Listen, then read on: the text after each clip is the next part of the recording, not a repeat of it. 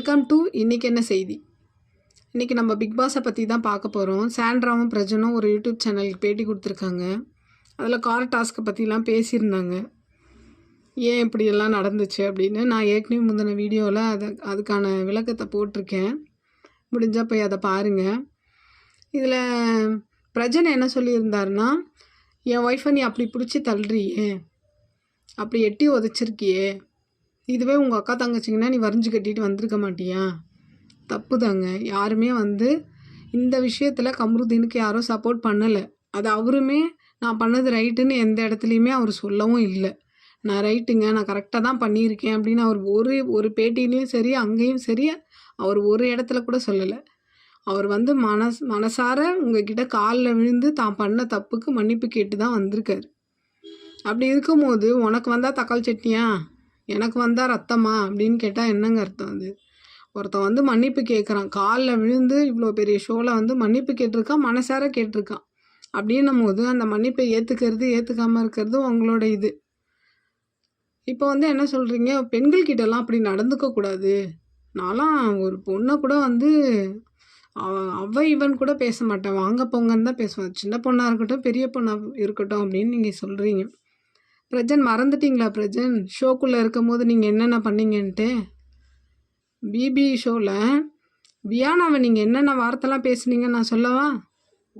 அவளை என்கிட்ட வர வேணாம் சொல்லு, அவள் மூஞ்சை இது பண்ணிடுவேன், அவ்வளோதான். நான் பேசி விட்டுருவேன், அதை விட்டுருவேன், இதை விட்டுருவேன். நீங்கள் என்னென்ன வார்த்தைங்கள்லாம் பேசுனீங்க பிரஜன்? நீங்கள் பெண்களை மதிக்கிறவங்களா? எப்படி பிரஜன் அப்படியே மறந்துடுவீங்களோ? ஒரு விஷயம் நடந்ததுக்கப்புறம் இன்னொரு விஷயத்த அப்படியே மறந்துடுறீங்க. இதே நீங்கள் இவனுக்கு என்ன சொன்னீங்க, எஃப்ஜேவோட ஃபேமிலிக்கே பால் ஊற்றணும்னு சொன்னீங்க. அப்புறம் விக்ரம் என்ன சொல்லியிருந்தீங்க, வண்டியை விட்டு ஏற்றிடுவேன், என் முன்னாடி வராதுன்னு சொன்னீங்க. இப்படி நீங்கள் அடுத்தவங்களுக்கு அடுத்த பொண்ணுங்களுக்கு நீங்கள் மரியாதை கொடுப்பீங்களா? சுதிக்ஷாவை முதல்ல என்னென்ன வார்த்தை பேசுனீங்க, உங்கள் ஒய்ஃப் என்னென்ன வார்த்தை பேசுனாங்கன்னு தெரியுமா? டாகுன்னாங்க, பூச்சி மருந்து கொடுக்கணுன்னாங்க. இதெல்லாம் ரைட்டு. உங்கள் ஒய்ஃபை யாரை என்ன வேணாலும் பேசலாம், ஆனால் உங்கள் ஒய்ஃபை யாரும் பேசக்கூடாதுன்னா நீங்கள் பிக் பாஸ் ஹவுஸுக்கே வந்திருக்கக்கூடாதுங்க.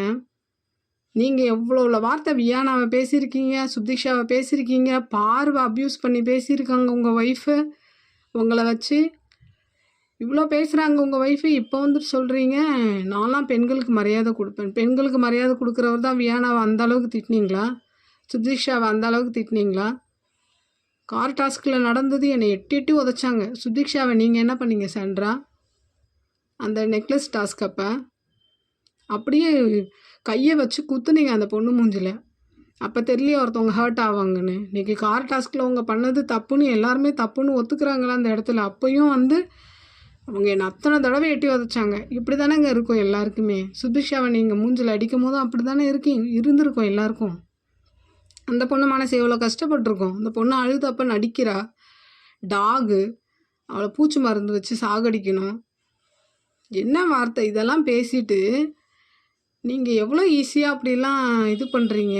ஒரு ஷோவில் அப்படியே மாற்றி மாற்றி பேசிகிட்டு இருக்கீங்க. என்ன போங்க, நீங்கள் பேசுகிறது தான் உங்கள் வாய் தான் உருட்டுங்க. இந்த வீடியோ பிடிச்சிருந்தா லைக் பண்ணுங்கள், ஷேர் பண்ணுங்கள், கமெண்ட் பண்ணுங்கள். என்னோடய சேனலை சப்ஸ்கிரைப் பண்ணுங்கள். நீங்கள் பண்ணுற ஒரு சப்ஸ்கிரைப் தான் எனக்கு அடுத்தடுத்த வீடியோ போட மோட்டிவேஷனலாக இருக்கும். சப்ஸ்கிரைப் பண்ணுங்கள். பாய்.